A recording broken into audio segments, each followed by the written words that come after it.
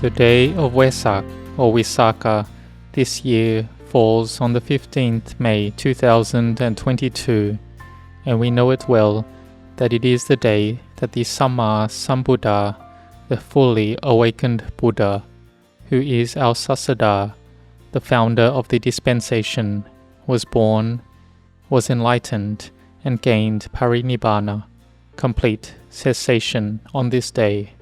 When the Buddha was born, he said the Asabi Waja, the great speech, that he was the greatest in the world, the most superior in the world.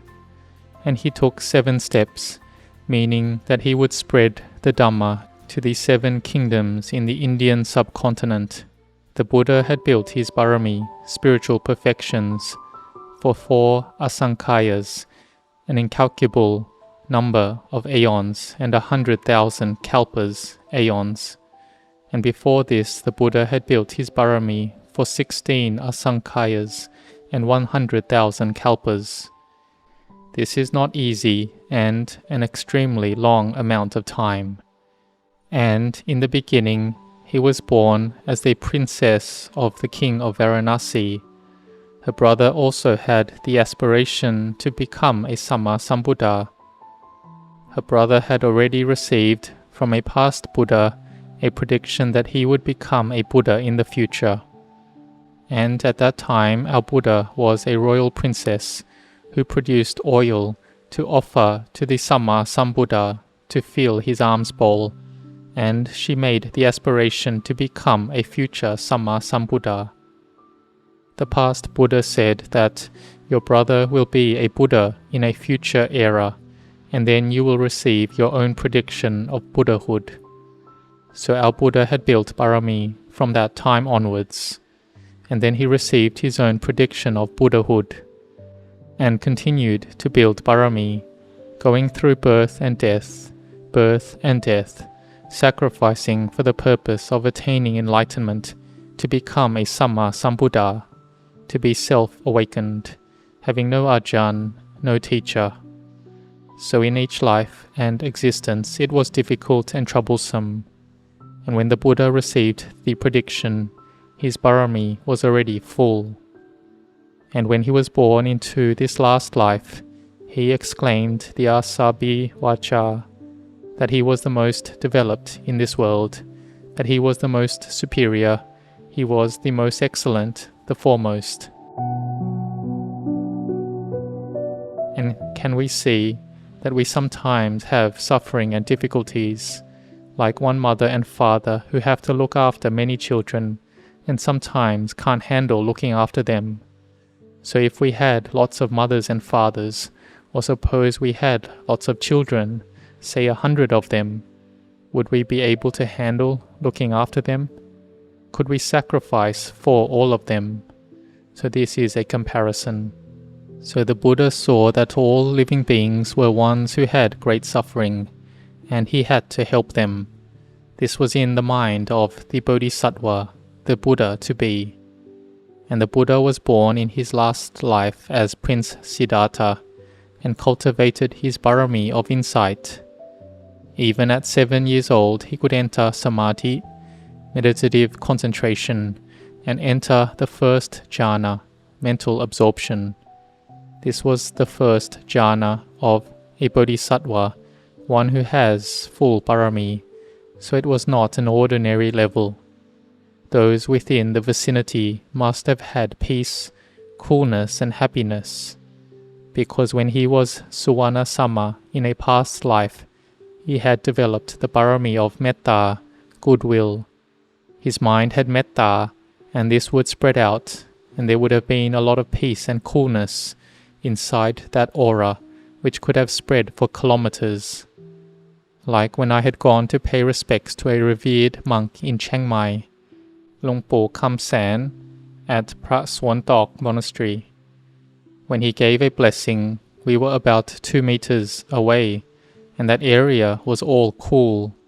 This was his great strength of mind. Or staying in Wat Marp Pong, when going to pay respects to Venerable Ajahn Chah, on entering the area of his kuti, his hut, it would instantly feel cool. I thought in one way it was because his kuti's floor was polished marble, but it wasn't just 1 meter away. When one entered his kuti, the area felt cool already. Those who came to pay respects to him would feel this coolness and peace, and any problems in their life, it would reduce from the wisdom of Ajahn Chah. And this was just a Sāvaka, a noble disciple of the Samma Sambuddha. So we see what then about the Buddha. The Bodhisattva had completely full parami, so in his last life, the people around would have had peace, coolness and happiness. So though he had a wife, Princess Bimba or Yashodhara, and had a son, Rahula, but his mind maintained samadhi at a high level. He saw that it was suffering, that his mind still had attachment and clinging, and he had to find a way out of this suffering. And then the Bodhisattva saw an old person, a sick person, a dead person, and the sight of a samana, a renunciant. His insight and panya, wisdom, arose sharply. He saw clearly, because he had already seen it a lot and contemplated it a lot already. It was the view of a bodhisattva as well, so not a normal view. And then the bodhisattva left in search of a teacher and succeeded in a high level of samadhi. But he saw that his mind still had not yet been liberated. He practiced dukkha kiriya, self-torture, for 6 years. He had done it all, but still did not succeed. He saw that if we do things too tightly, it won't work, or if it's too loose, it won't be correct. This is a simile given by a Brahma god that played a lute in order to give a Dhamma meaning. But actually, the Bodhisattva had built his parami full already, and so he could know this for himself, that to torture oneself would not succeed. To be too loose also wouldn't work. So he thought back to when he was 7 years old, when he had sat meditation and become peaceful, and that this may be the correct method. So he sat in meditation and bhavana, cultivated the mind, underneath the Bodhi tree on this 15th full moon day. The Buddha had knowledge and insight arise. And if we people are born and have lots of samadhi, we can gain insight. The Buddha knew what he was born as in his past lives, and that he had great suffering, being born and dying, born and dying. He had the 5 khandhas, aggregates of body and mind. These khandhas, and then again these khandhas, over and over again, uncountable times. With clinging and attaching, there would have to be parting and separation. This is an incredibly long time, this cycle of samsara, continual birth and death. We can't find the beginning of the cycle of samsara, nor the end of samsara too. The ones who still have avijja, tanha, upadana, ignorance, craving and clinging, this is the cause and condition for becoming an existence. When there is clinging, upadana, then one will have jati, birth. One will be born on and on. So we can think that if we have to be born again still for 100 million times, what will we get? We can think that when we are born already, we have the desire to have and the desire to be, and not wanting to be separated. We strive and are fully invested in this life. We learn, do work, and seek a living, and in the end, we must die. Oh, is this seeking of ours worth it? But we also can't not seek out a living. But those who are careless may not do anything at all. They don't train and instruct themselves at all. But those with wisdom will train and instruct their minds following the Buddha. The Buddha knew about the past, about the future, and about the present very well. That all living beings go according to their causes and conditions, following their karma. That one is born of one's karma, related to one's karma, and abides supported by one's karma. Whatever karma each individual does, whether good or for ill, they will get the result of that karma. The Buddha knew this clearly. But he still had not become awakened. There was still his self in the past, his self in the future, and there was his self in the present as well. Here the Buddha contemplated deeply into what we call the dependent co-arising of phenomena.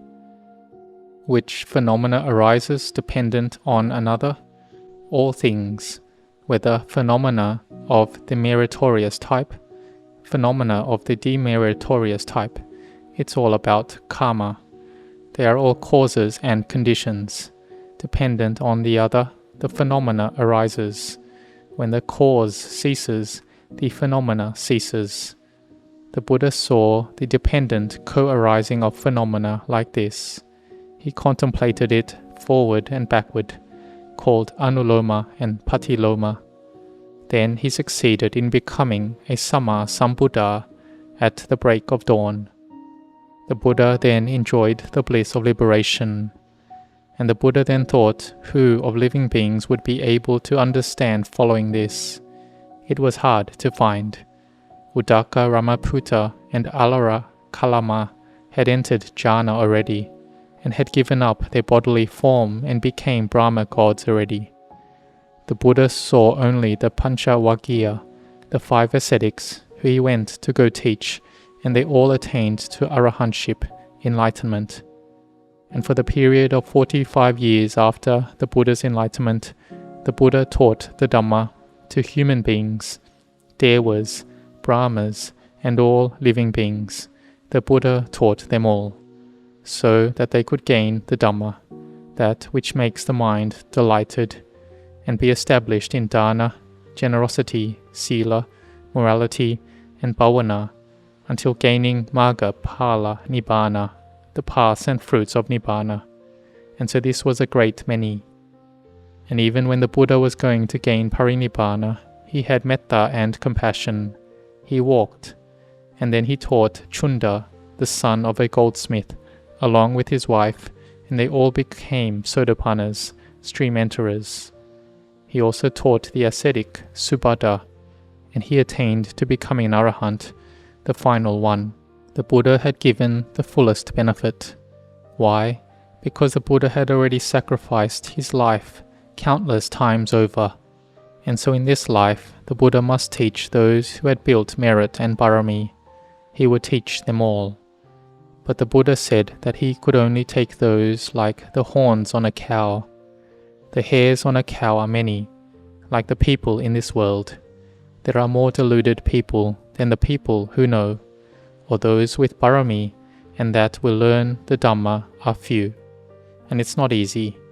The kilesas, the mental defilements, grab us and eat us up.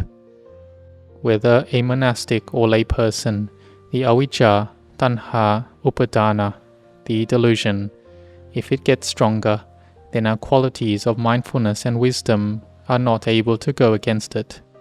So we need to train and practice following the teachings of the Samma Sambuddha, that he taught to walk the path of sila, samadhi, panya.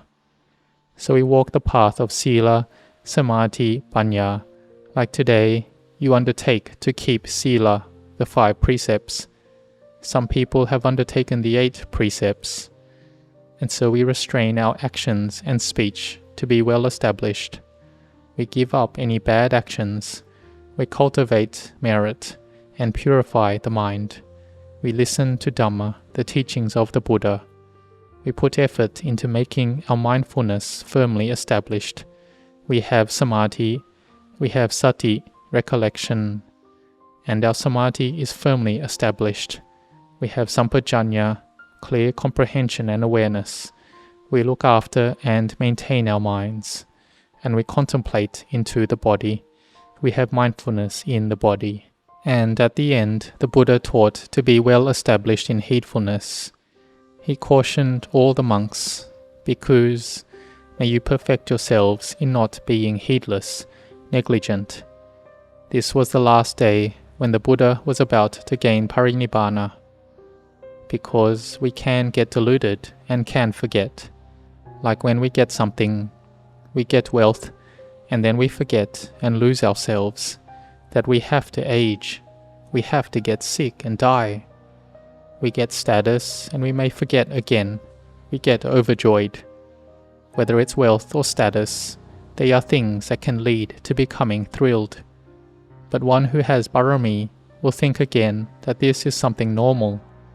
One who has merit, spiritual development, and barami, when it comes to the time, they will receive it, all the wealth, status, praise, and pleasure. But don't forget that the Buddha wanted us to contemplate further that the separation of loved ones and loved things will come to me. Old age, sickness, and death will come to us.